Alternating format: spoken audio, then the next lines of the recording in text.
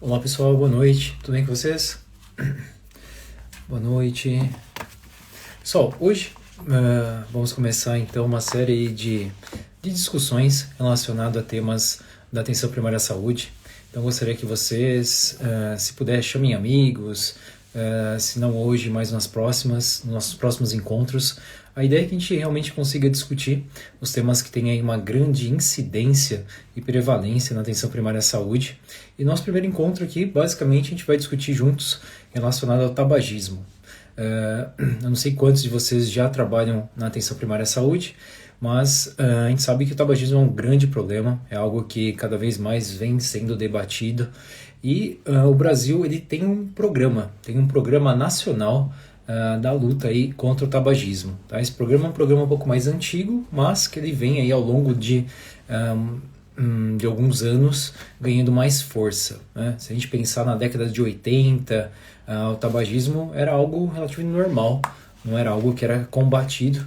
E se a gente for ver agora, né, em 2022, é meio que consenso que o tabagismo ele, de alguma forma tem que ser tratado.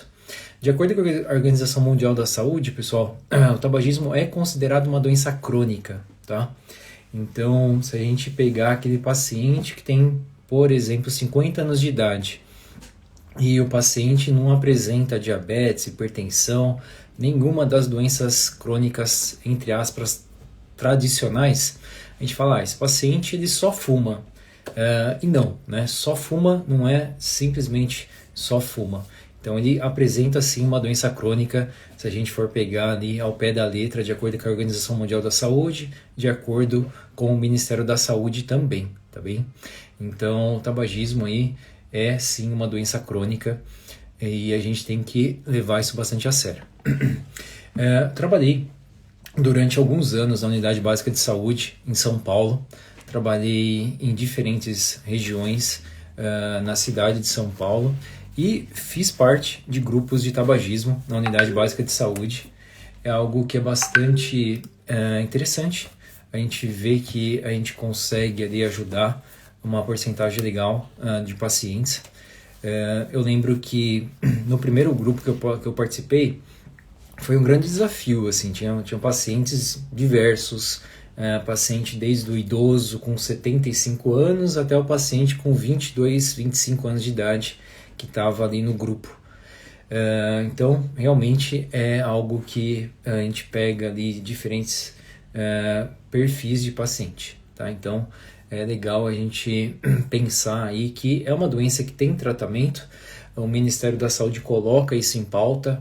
Em uma série de municípios a gente tem as medicações disponíveis lá para poder tratar esses pacientes. Até gostaria de ver se vocês têm essa possibilidade na unidade básica de vocês de ter a bupropiona, de ter o adesivo para tratar os pacientes. Se vocês tiverem, podem colocar aqui, pessoal.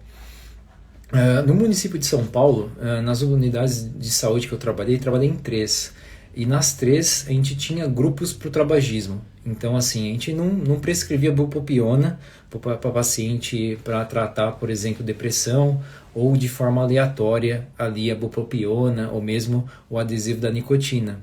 No entanto, a gente tinha ali períodos do ano que abria-se grupos para poder fazer o grupo do tratamento do tabagismo. E aí, a gente, aí sim, no grupo do tratamento do tabagismo, a gente tinha a possibilidade de prescrever a bupropiona e também o adesivo de nicotina, tá? Então era algo bem legal, a gente conseguia ali trabalhar com essas ferramentas. Desde que o paciente, claro, não tivesse nenhuma contraindicação, a gente vai discutir isso daqui hoje. Aqui foi perguntado em relação ao tratamento, a gente vai discutir, tá bom? A gente tem, só para adiantar, a gente tem o tratamento não nicotínico e o nicotínico, tá? Então a gente vai aprofundar aí nessas duas classes, que é o que é preconizado pelo Ministério da Saúde, o que é preconizado aí em outros lugares também. Então, hoje a gente vai dividir da seguinte forma, pessoal. Basicamente, a ideia era contextualizar aqui como que vai funcionar então para vocês. Estou falando de algo que eu já fiz, algo que eu já vivi, pacientes que eu já tratei, tive boas respostas, não tive respostas, então consigo passar aí um pouquinho da minha experiência para vocês. E eu gostaria que vocês participassem também de forma ativa, para a gente poder discutir, para a gente poder aqui juntos, de alguma forma, acrescentar, né? Que seja algo que seja positivo para os dois lados. Então, vamos lá. A gente vai dividir da seguinte forma esse nosso encontro de hoje. A gente vai falar um pouquinho sobre o diagnóstico. Vamos falar ali do grau de dependência. Poxa, tem um paciente, o senhor João, 52 anos, ele vem ali na consulta dele de rotina na unidade básica de saúde e ele relata que é tabagista. Seu João, o senhor tem alguma queixa? Tem alguma coisa que não está bem com o senhor? Doutor, não, está tudo bem, doutor. Tô ótimo. Seu João, o senhor fuma? Sim, doutor, fumo. Como que é em relação a isso, João? Vamos conversar sobre isso? Vamos abordar? Lembra que eu falei lá no início, é uma doença crônica. Se o paciente, entre aspas, não tem nada, mas ele fuma, se você tiver tempo, aborde isso, que você pode tratar essa doença crônica do paciente, tá legal? Então, imagina que o seu João fala, doutor, sim, doutor, fumo, em média, aí eu fumo mais ou menos uns 15, 20 cigarros por dia. Legal, seu João. E como que é, seu João? O senhor tem, em algum momento, o senhor pensou em parar de fumar? O senhor acha que seria muito difícil parar de fumar? Então, de alguma forma, a gente aborda esse paciente, a gente começa ali, de alguma forma, perguntando algumas informações, como que são os hábitos dele, até a gente chegar no momento que a gente vai realmente direcionar para o diagnóstico. O diagnóstico da doença crônica tabagismo é fácil. O paciente fuma, ele tem entre aspas, essa doença. Se ele fuma ali a longa data, realmente ele pode vir a apresentar uma série de consequências, uma série de complicações. Se ele não tem, provavelmente ele vai ter em algum momento. Então, aí a gente vai pensar no diagnóstico. Então, que ele tenha doença é fácil. Então a gente vai ter que, o próximo passo é definir qual que é o grau de dependência desse paciente. É um paciente que fuma 15 cigarros, mas se ele quiser, ele fuma 2, 3 no dia ou não? É um paciente que fuma 15 quando está tudo perfeito. Se tiver algum probleminha, ele fuma 25, 30. Então esse é o nosso primeiro passo. Abordar o paciente, identificou que ele faz uso do tabaco e depois a gente vai então identificar ali qual que é o grau de dependência desse paciente, tá? Foi colocado aqui, a gente usa realmente Fagerstrom, né? São ali 6 perguntas que a gente faz para o paciente. A gente pode fazer isso de forma online, lá no site. A gente tem alguns sites que colocam isso em pauta, então a gente ou pode abrir e perguntar para o paciente, mas naquele mesmo momento a gente pergunta, são 6 perguntas, relativamente simples, ali em 3, 4 minutos a gente consegue fechar o questionário e aí a gente consegue então definir qual que é o grau de dependência desse paciente. Se esse paciente tem um grau muito elevado, médio ou baixo, então isso daí vai ser importante, pessoal. Você fala assim, Cauê, mas será que é importante mesmo saber o grau de dependência? Mas, poxa, eu sei já, o paciente fuma, tá me falando que todos os dias ele acorda, nos primeiros 5 minutos ele vai lá, fuma, e durante o dia ele fuma mais 30 cigarros. Tá claro que esse paciente tem uma dependência elevada. Realmente, tem alguns extremos, assim, poxa, se o paciente fuma 30 cigarros todos os dias durante 30, 40 anos, é um paciente que, né, a gente imagina ali que o grau de dependência dele seja realmente muito elevado. No entanto, se você puder utilizar dessa ferramenta, né, do Fagerstrom, seria bem interessante, tá? Então, a primeira coisa, a gente vai então definir qual que é o grau de dependência desse paciente. A gente definindo isso, a gente já pode ali começar a pensar em qual conduta que a gente vai ter frente a esse grau de dependência dele, tá? Aqui colocou a Pérez em relação a perguntar, deve estar no checklist?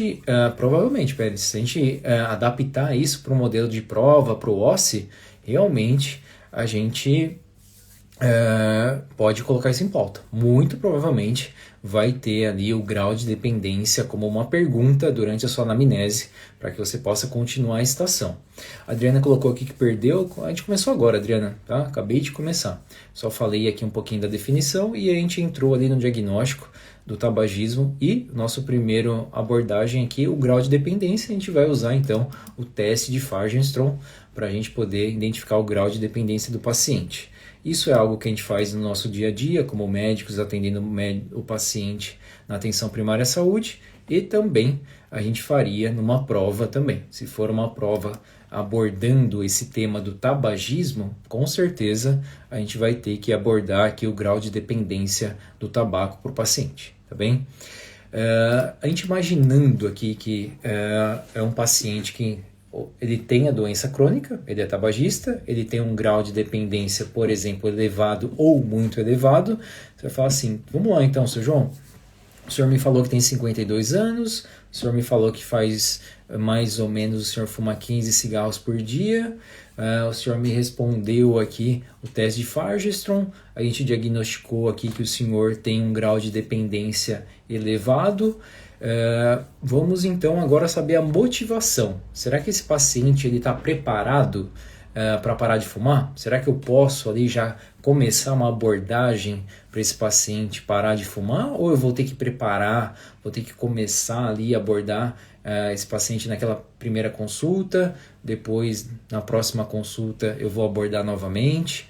Se nós formos pensar num atendimento na atenção primária à saúde, na grande maioria dos casos, o paciente não está preparado, né? Quando a gente faz ali o estágio de motivação, que é o modelo transacional ali do Prochaska, né? Que a gente vê ali o grau de motivação do paciente, a grande maioria desses pacientes que a gente pega de forma aleatória, que a gente aborda só pelo fato dele falar que é tabagista, ele ainda não vai estar ali num grau de motivação que a gente já vai indicar para ele ir para o grupo do tabagismo e ele vai parar de fumar na semana seguinte. Tá? Então a grande maioria realmente não vai estar nesse estágio. Mas realmente é muito interessante que vocês saibam exatamente os estágios de motivação, que vocês abordem isso, façam algumas perguntas chaves para a gente poder identificar isso. Pensando no modelo de prova, se a gente for pensar no OSCE, provavelmente ele já estaria ali num grau de contemplação, paciente que já quer parar de fumar, ou de repente se começa a abordar, falar, doutor, realmente, doutor, estou vendo que o cigarro está me fazendo mal, estou com uma falta de ar, o cheiro está me atrapalhando, estou vendo que não está legal, preciso parar de fumar, doutor, o que eu faço? Tá? Se a gente for pensar no modelo de prova, no OSCE, realmente a tendência numa estação de tabagismo é o paciente já está ali num estágio de motivação que realmente ele quer parar de fumar. Tá? Se a gente pensar no nosso dia a dia, na nossa prática clínica na unidade básica de saúde, a grande maioria realmente ainda está num estágio aí de pré-contemplação. Tá? Depois vou colocar isso para vocês, vou deixar isso para vocês para que vocês também consigam identificar ali todos esses estágios. Realmente são bem interessantes para a gente poder identificar e trabalhar em cima disso. A nossa conduta clínica, o nosso tratamento vai depender também muito do estágio de motivação do paciente. Tá? Então, esses são dois fatores extremamente importantes para a gente poder começar aí essa abordagem do paciente. O diagnóstico é fácil, simplesmente você perguntou, o senhor fuma? Fumo. Ok, fez o diagnóstico que o paciente tem uma doença crônica, no caso o tabagismo. Aí a partir disso, então, você vai ver o grau de dependência e vai identificar o estágio de motivação do paciente. Se o paciente estiver no estágio de motivação que você ali identificou, que o paciente tem o desejo de parar de fumar, você pode então encaminhar esse paciente para o grupo do tabagismo. Isso pode ter uma variação, né? Se a gente pensar no Brasil inteiro, o Brasil tem uma série de municípios, mais de 500, e isso tem uma variação. Mesmo a gente tendo um programa nacional para o tratamento do tabagismo, infelizmente isso não ocorre de forma homogênea. Cada lugar tem um certo protocolo, cada lugar segue ali uma rotina médica. Se eu for colocar em pauta aqui o que eu tive a oportunidade de participar, o que eu vi acontecendo, pessoal, realmente eram grupos. Né? A gente fazia ali, durante o período de um ano, a gente abria 3, 4 grupos na unidade básica de saúde, Normalmente tinha o suporte do farmacêutico. Então, o farmacêutico da unidade básica de saúde, ele chamava algum médico e falava assim: você gostaria de me ajudar? Você gostaria de fazer parte do grupo do tabagismo? Eu fui chamado 2 vezes e falei: legal, vamos lá, gostaria de participar sim. Acho que é um programa interessante, que a gente pode realmente ajudar bastante pessoas e conseguir um resultado favorável ali. Então, no primeiro grupo que eu participei, eu lembro que era um grupo que tinha mais ou menos 12 pessoas. Tinha ali 12 pessoas, que nem eu falei para vocês, pessoas com perfis diferentes. Eu lembro que tem um paciente que ficou muito marcante assim para mim. Era um paciente, era um senhor que tinha mais ou menos uns 45 anos de idade. Ele falava assim: poxa, doutor, já tentei parar de fumar, já é a 3ª vez que eu estou fazendo aqui o tratamento, não consigo, doutor. Usava crack, usava cocaína, maconha, e dessas drogas eu consegui parar. De alguma forma, aos poucos, eu identifiquei que não era bom e consegui parar, mas o cigarro, o tabaco, eu não consigo de jeito nenhum. E assim, isso daí foi uma coisa que me marcou muito, porque, poxa, o paciente, né, foi muito sincero quanto a isso. Aí você começa a estudar, assim, fala: caramba, mas como assim, né? O paciente ele para de usar ali a cocaína, o crack, que é uma doença que tem, realmente causa... a pessoa tem uma dependência muito grande, mas o cigarro, o tabaco, ele não conseguia parar. Então, o paciente chamou bastante atenção, foi bem interessante. E normalmente é assim, então monta-se um grupo, você pega ali os pacientes, monta um grupo e aí começa a trabalhar com esses pacientes.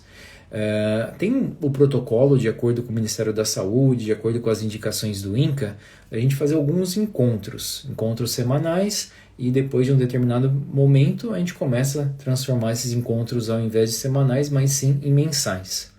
Se for uma unidade que tem ali um psicólogo, normalmente a gente coloca o psicólogo junto nesse grupo. Então, normalmente fica o responsável, o farmacêutico, que na grande maioria, pelo menos nas 3 vezes que eu participei, o farmacêutico ele estava junto. O psicólogo, das 3, se não me engano, 2 vezes o psicólogo estava, e um médico ali, no caso, eu participei ali para poder falar. Em algum momento eu tinha ali uma palestra e, no caso, para poder prescrever as medicações para os pacientes que tinham indicação, aí realmente era o médico, tá? Mas outros profissionais da área da saúde podem também fazer esse grupo, né? Por exemplo, o grupo pode ser feito apenas pelo farmacêutico, apenas pela psicóloga, pela assistente social, tá? Então, de acordo com o Ministério da Saúde, isso é algo que pode ser feito. Não precisa necessariamente o médico estar presente para poder montar o grupo e poder fazer esse manejo psicossocial aí do paciente. O médico ele sempre vai entrar para poder prescrever, aí não tem jeito, né? Se a gente for pensar nas medicações, o médico vai ter que realmente fazer essa prescrição. Não tem como o farmacêutico nem outro profissional ali fazer essas prescrições, tá? Então, funciona mais ou menos assim. A gente monta, né, pessoas, a gente fala assim: ó, a partir do dia 1º de tal mês, vamos começar então o grupo do tabagismo, e eu gostaria que o senhor viesse para a gente conversar, para a gente abordar isso, e se o senhor se sentir preparado, aí a gente vai então fazer a abordagem farmacológica ou até mesmo não farmacológica, dependendo ali muito do paciente. E funcionava bem isso, né? Algo que não é tão difícil, algo que dá para fazer muito bem feito. Se a gente for pensar agora no tratamento, o que nós temos de acordo com esse Programa Nacional contra o Tabagismo? A gente divide em o tratamento nicotínico e não nicotínico, tá? Então, de acordo com o que nós temos lá no Ministério da Saúde, vocês podem até falar depois para mim se na unidade básica de saúde de vocês encontram essas medicações, tá? O que está indicado ali é a bupropiona como medicação, né, de uso oral, no caso comprimido, de 150 miligramas. E também a gente tem ali a bupropiona, ela vai entrar como tratamento não nicotínico. E como nicotínico, nós temos a possibilidade do adesivo, tá? O adesivo da nicotina. E aí, o adesivo da nicotina, nós temos de 21 miligramas, de 14 miligramas e de 7 miligramas. Depois a gente vai falar um pouquinho sobre essa miligramagem, que isso muda bastante de acordo com o tratamento. A Pérez colocou aqui pra gente que tem gomas de nicotina ou bupropiona. Legal, legal. Em São Paulo, onde eu trabalhei, nós tínhamos, no caso, o adesivo e a bupropiona. Tá? Então, isso pode ter aí uma variação, então, de acordo com o município, de acordo com o estado do Brasil. Então, é exatamente isso que a Adriana colocou. A gente tem lá o tratamento não farmacológico e o farmacológico.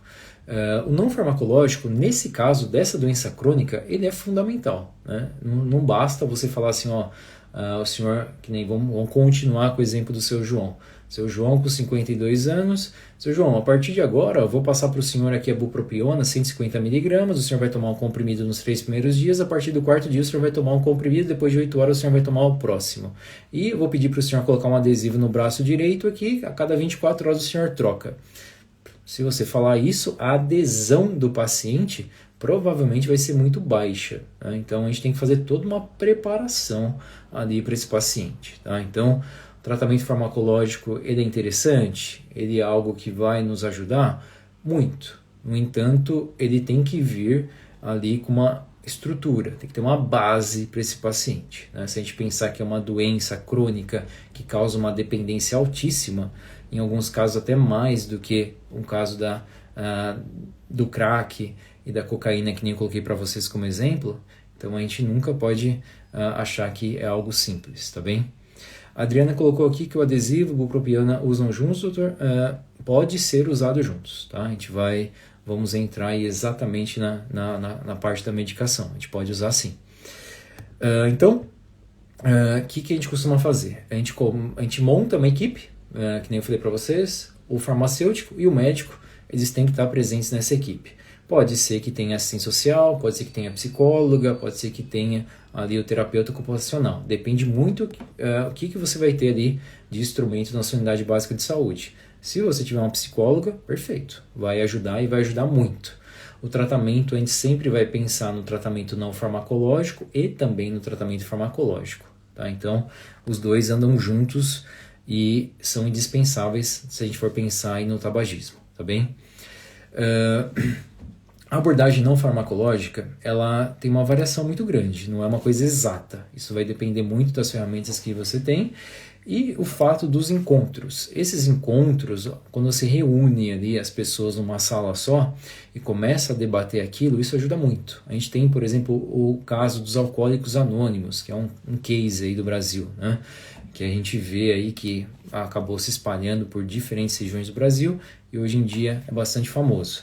O tabagismo também, de alguma forma, o grupo ajuda bastante. Eu lembro que os pacientes eles se sentiam confortáveis. Ele falava assim, eu fumo, a gente fazia uma pergunta, quanto que o senhor fuma? Doutor, eu fumo 30. Opa, nossa, 30? Quanto que o senhor fuma? A Maria fuma 32, o João fuma 35, o Márcio fuma 40. Então ninguém ficava assim, né?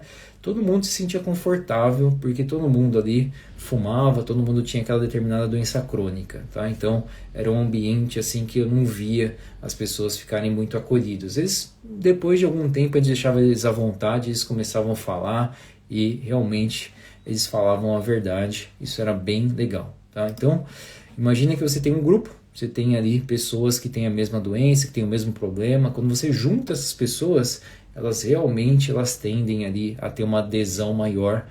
Isso é uma forma da gente poder chegar mais próximo desse paciente e aumentar a adesão dele em relação ao tratamento, tá? Em relação à medicação, que nem eu falei para vocês, normalmente o que nós vamos achar? Vamos achar a bupropiona e a goma ou o adesivo, tá? No meu caso, nas unidades que eu trabalhei, sempre o que estava acessível era o adesivo. A goma é algo também bastante interessante. A goma ela tem ali o efeito é mais rápido, né? Então o paciente ele parou de fumar, por exemplo, mas ele está com aquela baita da abstinência, ele tomou o cafezinho dele ali e ele quer fumar. Aí o que você pode realmente utilizar? Da goma, né, da nicotina. A gente sabe que o cigarro ele tem ali uma quantidade enorme de substância, mas a nicotina em especial, é o que causa ali realmente uma maior dependência, é o que dá aquele desejo absurdo, o que causa uma grande abstinência em relação à nicotina.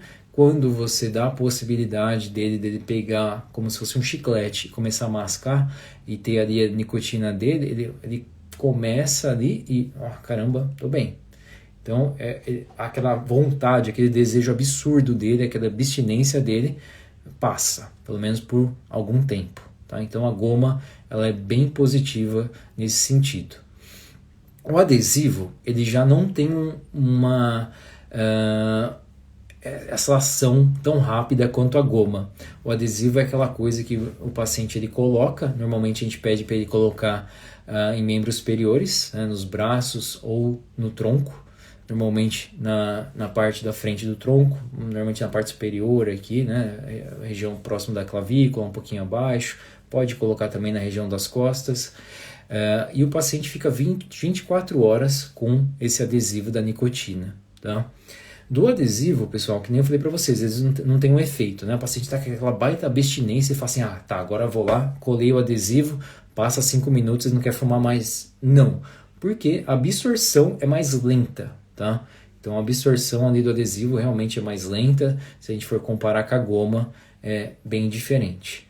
No entanto, o paciente coloca o adesivo, ao longo do dia vai sendo absorvida ali a nicotina, ele tende ali a manter um certo platô, então ele não cai naquela abstinência absurda, né? Então ele mantém ali o platô, ele não sente aquela vontade absurda de fumar, tá? Então essa é a ideia aí do adesivo e a diferenciação entre o adesivo e a goma, tá? Existem outros tipos, né, de nicotina que a gente não costuma ver no Brasil. Fora do Brasil tem, por exemplo, uma ampola que o paciente ele pode fazer inalação. Então o paciente está na casa dele, ele tem lá um aparelhinho de inalação, ele está com uma vontade absurda de fumar, ele vai e inala a nicotina. Existe isso, mas no Brasil não é algo corriqueiro, não é algo que a gente coloca em pauta, tá? Então, pensando no tratamento não nicotínico, a gente vai pensar na goma e no adesivo. Basicamente isso, tá?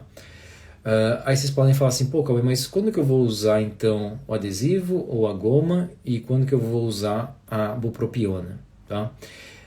Aí, o que a gente vai precisar? A gente vai precisar do nosso resultado do grau de dependência, né? Então, como que é o grau de dependência desse paciente? Então, a partir daqui, a gente começa a classificar esse paciente e aí a gente vai utilizar aí a nicotina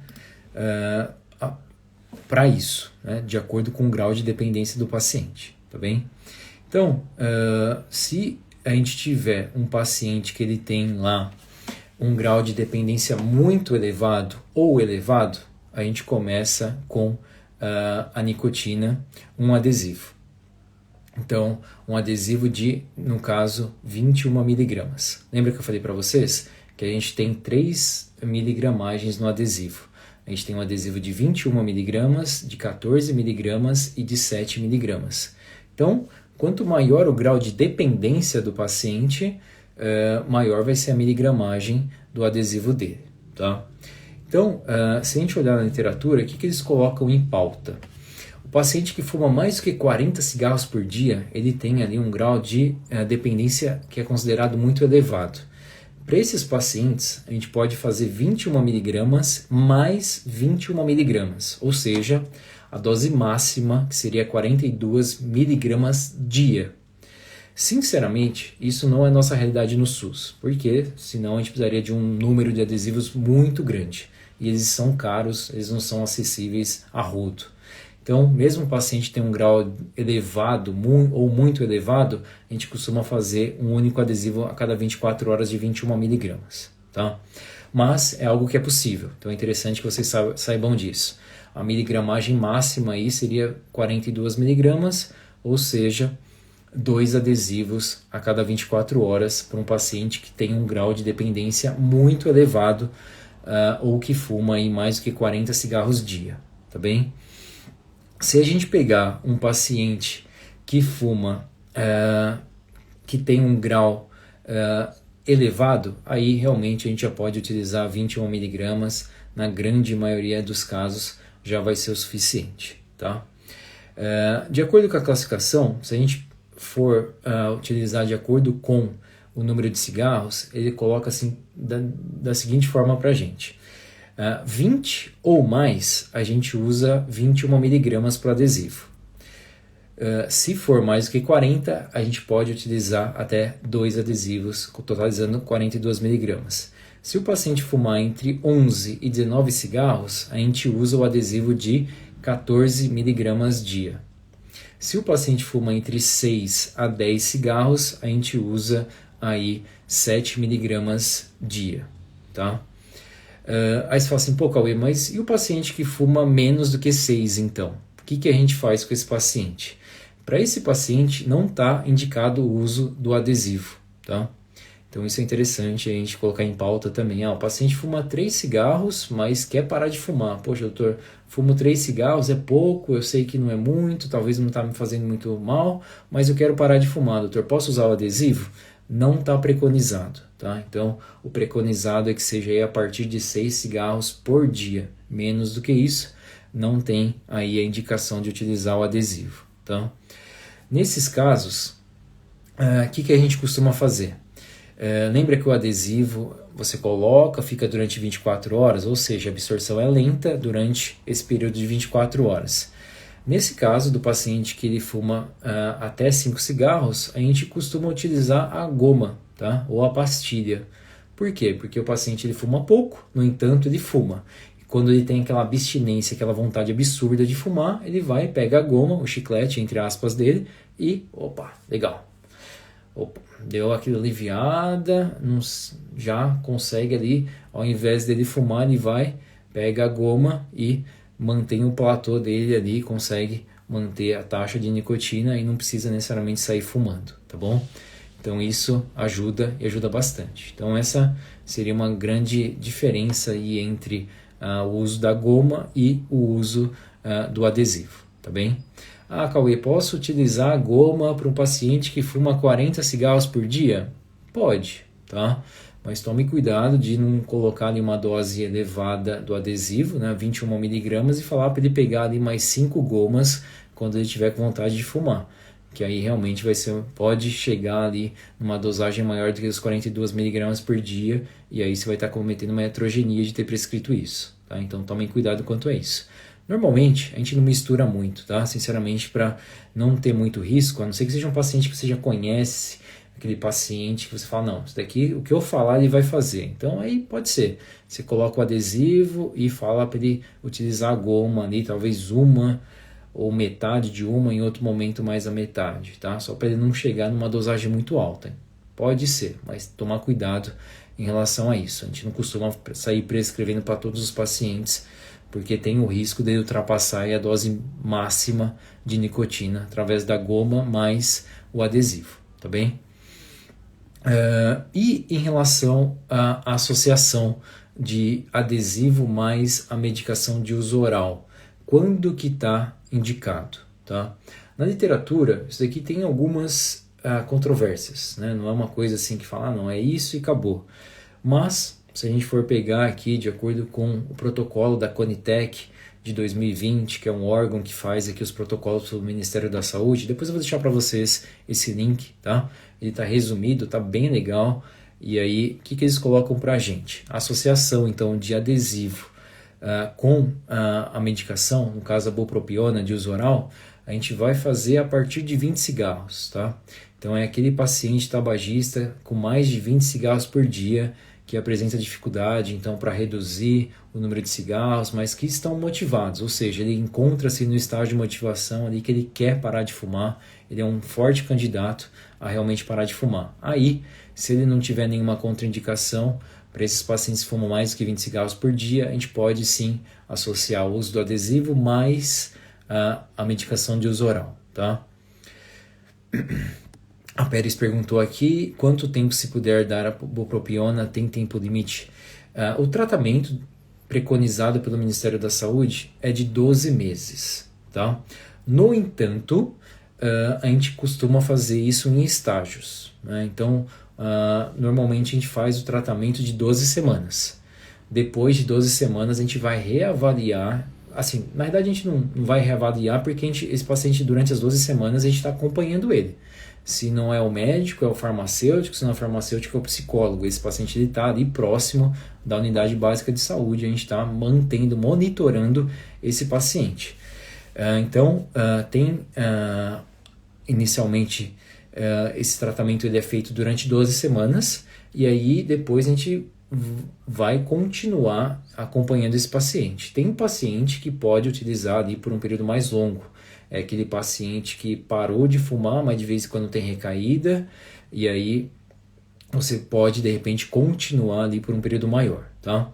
No entanto, a gente espera que o paciente pare realmente de fumar, que ele consiga ficar sem fumar durante esse período de 12 meses. Depois de 12 meses, a gente vai só acompanhar esse paciente, tá?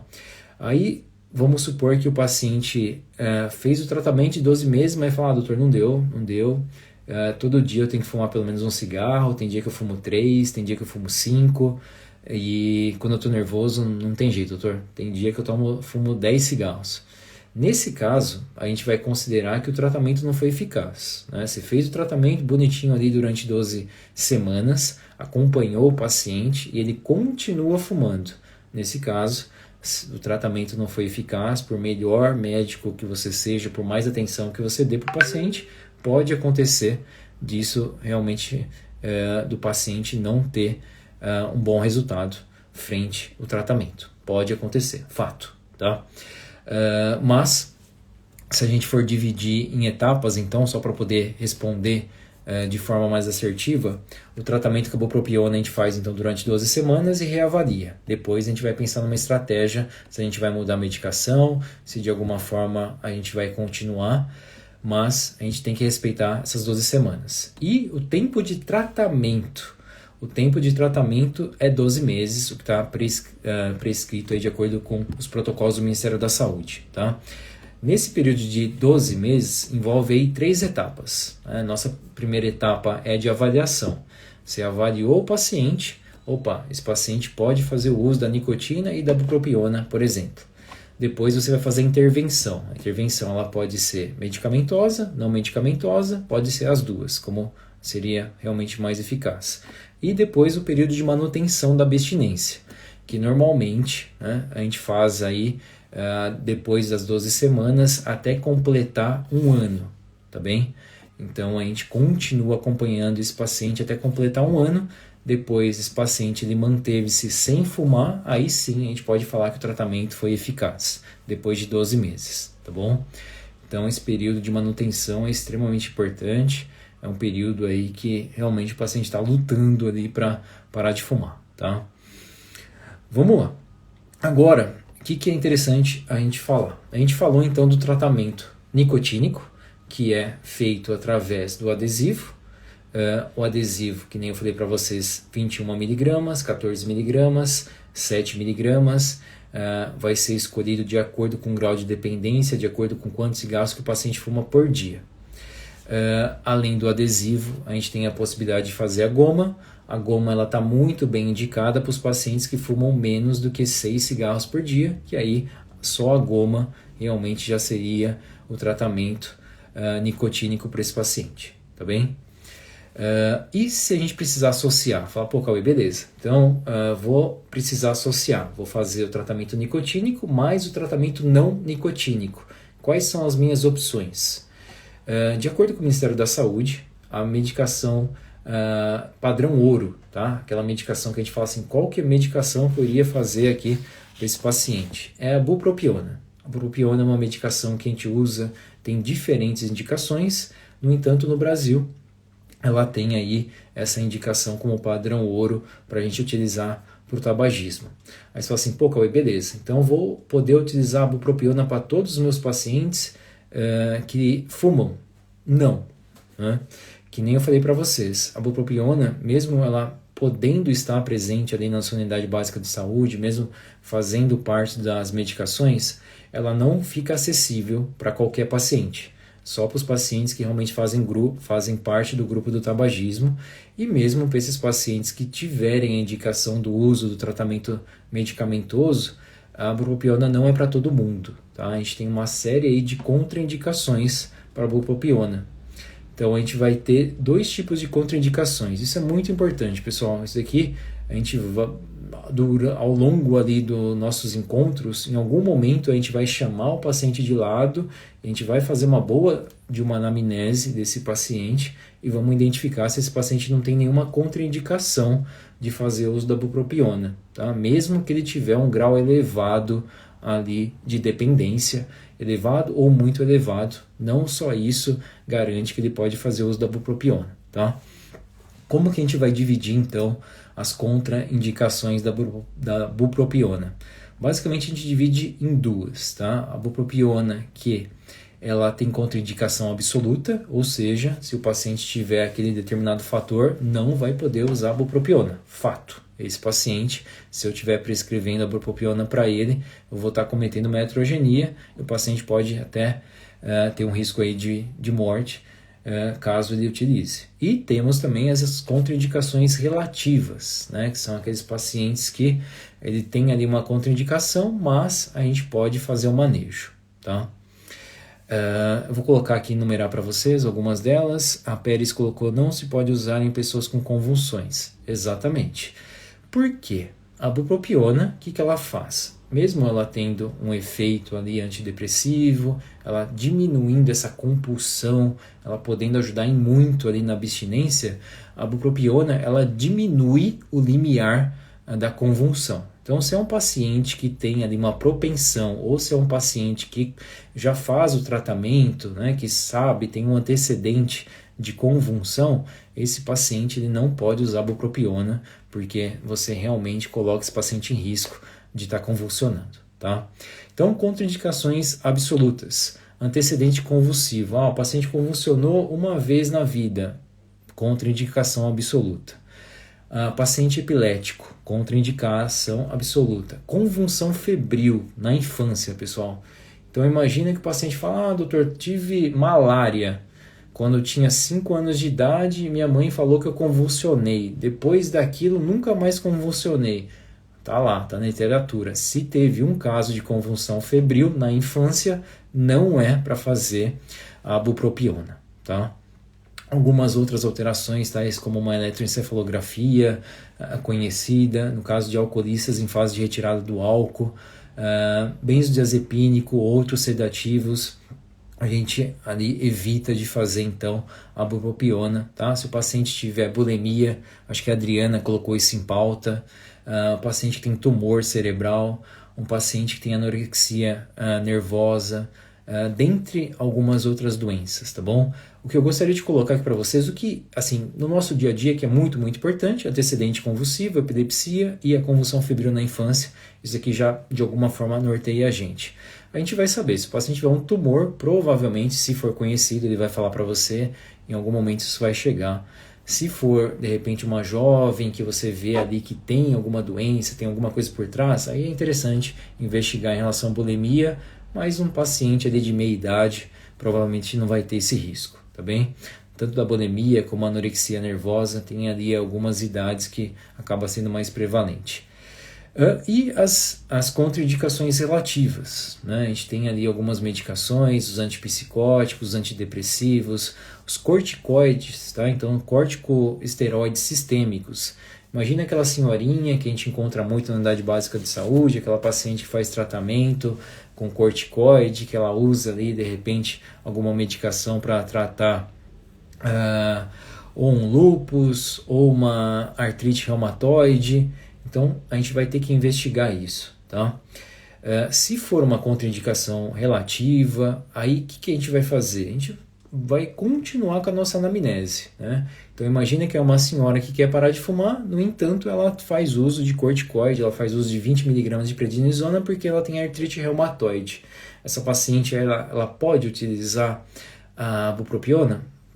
Talvez sim, né? Então, a gente vai ter que fazer uma ressalva, vamos ter que puxar um pouquinho mais do histórico dessa paciente, identificar se ela não tem mais nenhuma contraindicação, e como é uma contraindicação relativa, a gente tem sim a possibilidade de fazer o uso ali da bupropiona, tá? Então, pegamos aqui as contraindicações absolutas, relativas, depois eu vou colocar aqui para vocês, tá? Então, fiquem tranquilos, não precisa anotar, não precisam decorar isso em si. Que mais que nós temos de medicação? Se não dá para fazer bupropiona, o que eu tenho como medicações alternativas? Poxa, calma aí, não tem bupropiona na unidade, só que, poxa, eu estou vendo aqui que só o tratamento nicotínico não vai ser suficiente. Não tem mais alguma outra coisa que o Ministério da Saúde autoriza a gente utilizar para esse paciente? Existe, tá? Então a gente tem aí basicamente mais duas outras medicações que são consideradas... a Deusa colocou aqui em relação a grávidas que fumam. Depois eu vou colocar para vocês algumas situações especiais, tá? A gente tem aí basicamente 9 situações especiais. Para gestante, a gente não pode fazer tratamento, nem o nicotínico, nem o não nicotínico, tá? Por exemplo, para paciente com tuberculose, o custo-benefício é positivo, então vale a pena tratar, mas para paciente com gestante não, tá? Então o tratamento vai ser só um tratamento não farmacológico, esse sim. Então assim, paciente não vou tratar? Vou, só não vou poder utilizar a medicação, tá legal? Vamos lá. Em relação às medicações, uma possibilidade, medicações consideradas medicações de segunda escolha. Temos a nortriptilina e a clonidina, tá? Então, nortriptilina e clonidina são medicações, de acordo com o Ministério da Saúde, que podem ser utilizadas para tratamento então, do tabagismo, tá? Normalmente, né, se a gente tiver a possibilidade da bupropiona e o paciente não tiver uma contraindicação absoluta, não tem porquê a gente utilizar uma medicação que tem uma eficácia menor, tá? O paciente não tem contraindicação e você tem bupropiona acessível, é bupropiona. Poxa, não tem bupropiona ou o paciente tem uma contraindicação absoluta, então esquece.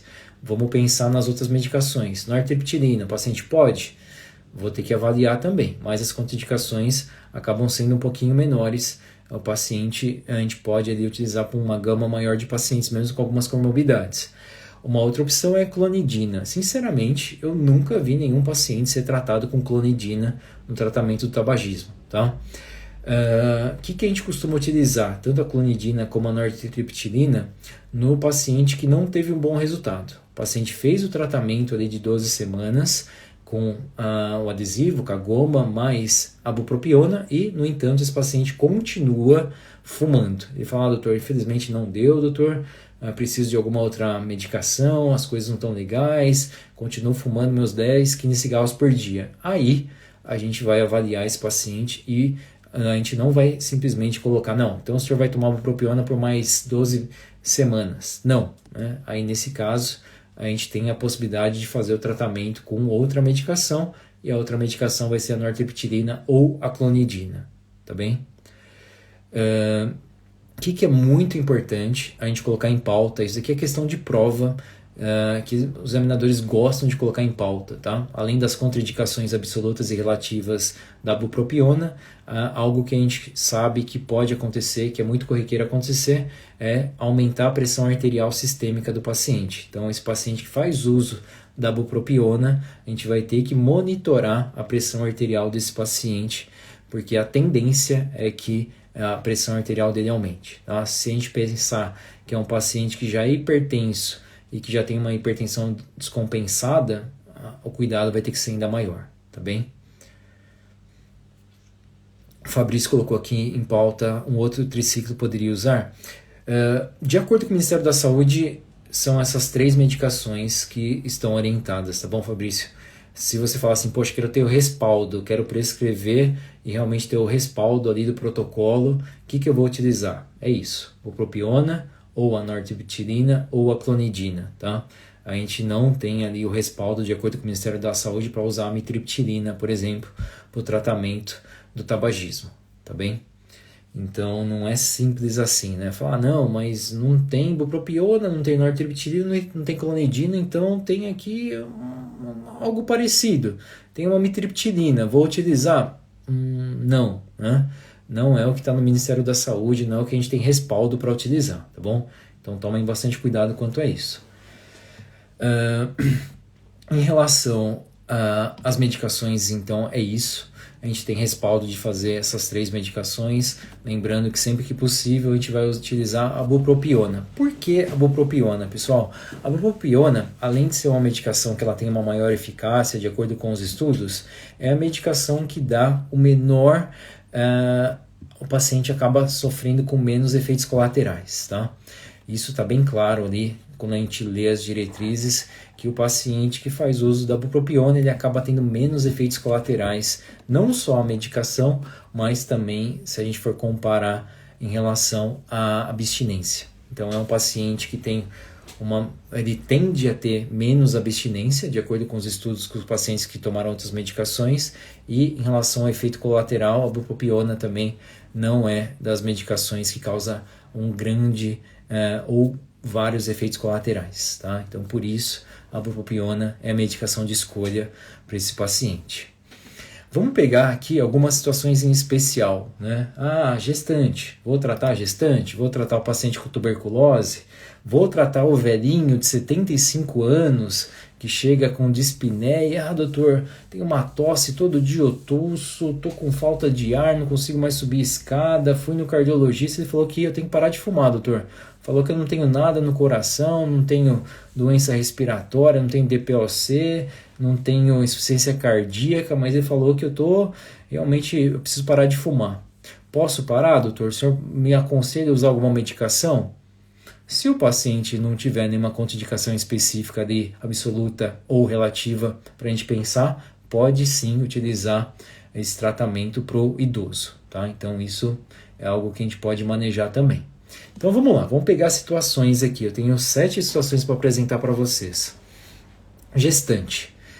Gestante e nutrizes é indicado o aconselhamento estruturado, então a gente só vai aconselhar, a gente só vai fazer o tratamento não farmacológico, se possível um tratamento com a psicóloga, com a assistente social, de repente colocando alguma coisa em pauta. Claro que o médico também pode fazer uma série de orientações, no entanto a gente não usa nenhum tratamento medicamentoso para gestante, tá? Tá proscrito isso, não tem respaldo quanto a isso. O idoso, que nem eu coloquei para vocês, o idoso tabagista, protocolo ali, a gente vai utilizar exatamente o mesmo protocolo para a população adulta, né? O paciente tem 80 anos e o outro tem 50. O que eu vou fazer? Vou fazer uma anamnese e vou ver se o paciente de 80, 85 anos pode, se ele não tem nenhuma contraindicação. Basicamente o protocolo é o mesmo, tá? Pacientes com tuberculose, devo tratar o cigarro? Não só pode, como deve, né? Então, o paciente com tuberculose ele deve sim ser tratado, mesmo de forma medicamentosa, desde que ele não tenha nenhuma contraindicação absoluta, tá? Então, pacientes com tuberculose que fumam, a gente sempre vai abordar ele, vamos ali ver o grau de dependência, ver o grau de o estágio de motivação, e sempre possível a gente vai tratar esse paciente para o tabagismo. Pacientes com câncer, pode tratar? Deve também, né? Até colocam na literatura que deve ser iniciado o tratamento o mais breve possível. Vai ter que envolver medicação, bupropiona, nicotina. Será que não vai ter nenhuma contraindicação? Se tiver uma contraindicação específica, aí realmente não. No entanto, se não tiver, esse paciente deve ser tratado realmente o mais breve possível. Além dele ter uma doença gravíssima, ele ainda tem um fator externo que ele está utilizando ali, o cigarro, que ainda vai piorar ainda mais o estado geral dele, tá? Então, a gente deve abordar sempre o tratamento de tabagismo para paciente com câncer também, tá bem? Pacientes com transtorno psiquiátrico deve ser abordado? Com certeza, pessoal. A gente deve abordar, claro que aqui a gente vai ter um cuidado grande, né?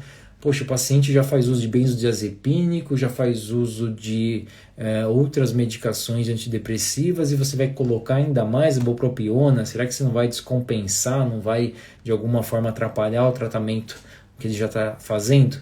Por isso que normalmente nesses casos a gente tem um contato ali, a gente manda de repente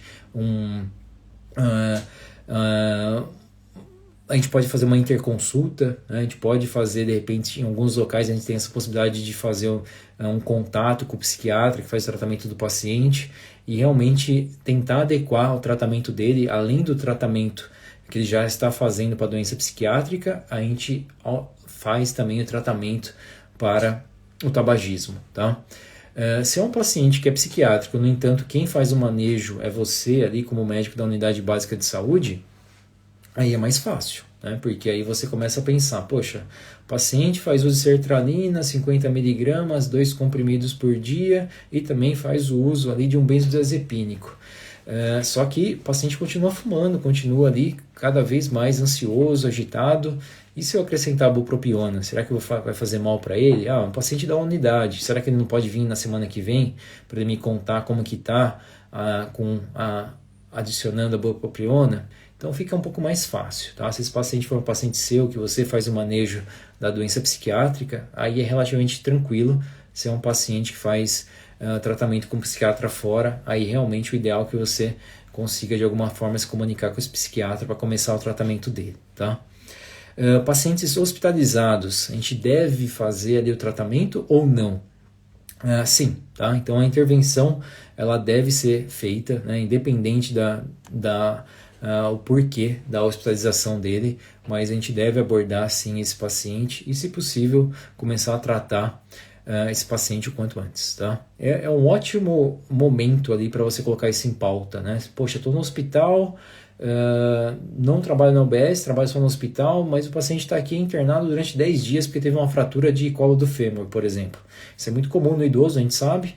A gente tem uma paciente idosa, 65 anos de idade, teve uma fratura de colo do fêmur, operou, está internada na enfermaria durante 10 dias. Paciente, ou seja, ela está 10 dias sem fumar. E ela fuma 40 anos, tem uma carga tabágica elevada, tem um grau de dependência muito elevado. Caramba, olha que momento legal para você abordar essa paciente. Olha que momento bom para você colocar isso em pauta. A paciente já está 10 dias sem fumar. Você vai orientar essa paciente e vai encaminhar ela ali, normalmente para a unidade básica de saúde, que é onde está realmente indicado fazer o tratamento, tá? Então é uma paciente que realmente tem que ser abordada quanto a isso, tá bem? Pacientes internados em instituições de média e longa permanência, hospitais psiquiátricos, reabilitação clínica, presídios, também coloca em pauta aí que a gente deve abordar, que são tratamentos que pessoas que se beneficiam do tratamento, tá? Então a gente tem aí essas situações especiais. Se a gente pensar no nosso dia a dia como médicos que estamos atendendo os pacientes, eu acho que as gestantes e as nutrizes é sempre um perfil ali de pacientes que chama a atenção. Quando a gente está fazendo uma consulta de pré-natal, você pergunta se a paciente fuma, e ela fala que fuma, você já dá aquela segurada, fala, poxa, isso aqui não é legal, né? A paciente de repente já tem um grau de obesidade, ela fuma, ela é diabética, hipertensa, ela tem que parar. No entanto, você não pode fazer tratamento medicamentoso para ela, tá? Então, não esqueçam disso. Paciente com tuberculose, então a gente vai abordar e, de forma enfática, realmente esse paciente tem que parar de fumar.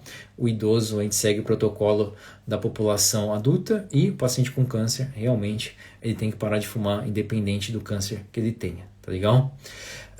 A Deusa colocou aqui em pauta paciente com HIV e com AIDS. Aqui no protocolo em específico não colocam isso em pauta, tá, Deusa? Mas se não tiver nenhuma contraindicação em relação à medicação, né, se o paciente estiver compensado ali, se o paciente não estiver tendo nenhuma complicação grave, né, se a gente imaginar um paciente com AIDS já, se de repente ele tiver uma carga viral elevada, se tiver o CD4 lá embaixo, né, então aí a gente vai ter que tomar um certo cuidado, né, de começar a fazer o tratamento medicamentoso. No entanto, se for um paciente HIV que é acompanhado, tá lá com a carga viral baixa, tem o CD4 ok, então a gente pode sim aí fazer o manejo sem muito problema, tá? A grande dificuldade vai ser para os pacientes com AIDS mesmo, aqueles pacientes que já apresentam doenças, uma toxoplasmose, doenças aí que não era para estar atento, tá bom? Então, nesses casos, realmente a gente vai pensar. Tirando isso, tranquilo, tá legal? Não é algo que está tanto nas contraindicações absolutas, nem nas relativas. Em nenhum momento na literatura a gente vê essa contraindicação para os pacientes com AIDS, tá? A não ser que seja um paciente que está fazendo uso de muita medicação, está tratando N coisas, a gente vai ter que pensar se a gente vai poder colocar ou não a bupropiona, tá bem? Pessoal, é isso. A ideia do nosso encontro, né, é que a gente consiga abordar o tema em no máximo 1 hora. Hoje, então, a gente contextualizou, contei um pouquinho para vocês como que aconteceu comigo na unidade básica de saúde. A gente abordou aqui o diagnóstico é fácil, é uma pergunta. O senhor fuma? Fumo. Fez o diagnóstico, o paciente tem uma doença crônica, ele é tabagista. Simples assim. Depois você verificou então o grau de dependência dele, usou lá então o nosso questionário, o questionário de Fagerstrom. A gente faz ali as 6 perguntas, já consegue diagnosticar rapidamente a dependência do paciente. Depois a gente vê o estágio de motivação, de acordo lá com Prochaska, e aí você já tem muitas informações sobre esse paciente. Você só vai continuar então verificando se esse paciente está no momento ou não de tratar o tabagismo, tá bom? Então vamos colocar sempre em pauta. Muitas pessoas acabam não tendo essa noção, mesmo os médicos. Às vezes a gente não acha que o tabagismo é uma doença. O paciente, ele tem lá 30 anos de idade, você fala assim, o paciente não tem nada, ele só fuma só. Então ele não tem nenhuma doença crônica, ele tem, né? Se ele tem 20 anos de idade e ele só fuma, ele tem sim uma doença crônica, ele é tabagista, tá? Então a gente pode colocar isso na nossa anamnese, a gente pode deixar isso em pauta, porque, de acordo com a Organização Mundial da Saúde, o tabagismo é sim uma doença crônica, tá? A Amanda colocou aqui, vai ficar gravada? Sim, Amanda, vou deixar gravada para vocês, tá bom? Então é isso, pessoal. Vocês têm alguma dúvida, algum ponto que não ficou claro para vocês? Eu vou colocar para vocês aqui alguns protocolos, tá? Sempre pautado no Ministério da Saúde, que é algo que a gente pode utilizar como referência, né? Então a gente tem aqui o PCDT resumido do Ministério da Saúde, que aqui é um PDF que tem, se eu não me engano, 4 páginas, e a gente tem também um protocolo da Conitec, que também é relacionado ao Ministério da Saúde, e também temos o INCA. O INCA é o grande observador, né? Imagina que o INCA ele sempre fica olhando, ele participa bastante em relação a isso. Lembrando que o INCA é o Instituto do Câncer, então faz todo sentido que o INCA realmente promova uma série de coisas relacionadas a isso, tá bom? O Fabrício colocou aqui, as oficinas terapêuticas são necessárias para ajudar no tratamento medicamentoso? Muito, Fabrício. As oficinas, né, os encontros, eles são fundamentais, né? Que nem eu coloquei em pauta em determinado momento, assim, não tem tratamento para tabagismo sem você abordar o paciente de forma não medicamentosa, né? Você vai conversar, você vai se aproximar, você vai de alguma forma manter ali empatia com esse paciente para que a gente consiga, assim, aumentar a adesão desse paciente. Que nem eu dei exemplo para você, se eu simplesmente identificar que o paciente fuma e falar assim, o senhor a partir de agora vai começar a utilizar a bupropiona, vai tomar um comprimido por dia, a partir do 4º dia o senhor vai tomar um comprimido de 12 em 12 horas, daqui 12 semanas o senhor volta aqui que a gente conversa. Qual que é a chance desse paciente aderir ao tratamento? É muito, muito baixa, tá? Então, assim, as oficinas, os encontros, eles são fundamentais. O tratamento não farmacológico é fundamental para o manejo aí do tratamento do tabagismo, tá bom? Então isso realmente vai ser sempre muito, muito importante. Sempre que possível, você puder colocar ali algum outro profissional da área da saúde, uma psicóloga, né, no seu grupo ali para tratar esses pacientes, coloque que vai ajudar muito, tá? Por experiência própria, ajuda e ajuda demais. Fabrício, fica à vontade, tá? A ideia é realmente responder as dúvidas de vocês, né? Por isso que a gente está aqui, não é algo gravado, tá? Então, por isso que fica à vontade, pode perguntar. Essa é a ideia, que vocês participem, que a gente possa discutir, tá? Então, provavelmente uma vez por semana eu vou colocar para vocês aqui um tema e eu vou trazer um tema para vocês para a gente poder discutir. Quanto mais vocês participarem, melhor. A gente consegue agregar mais valor aí aqui no nosso encontro, tá bom? Tem coisas que vocês podem colocar, de repente o Ministério da Saúde fala uma coisa, mas lá o protocolo europeu, o protocolo dos Estados Unidos fala outra coisa, a gente vai discutir. A minha ideia é sempre trazer informações relacionadas ao Ministério da Saúde, tá? Então é algo que nos dá bastante respaldo, né? Pensando no atendimento aqui no Brasil, se a gente seguir o que está escrito no Ministério da Saúde, a gente tem um respaldo, tá? Então eu acho que é por aí que a gente deve ir.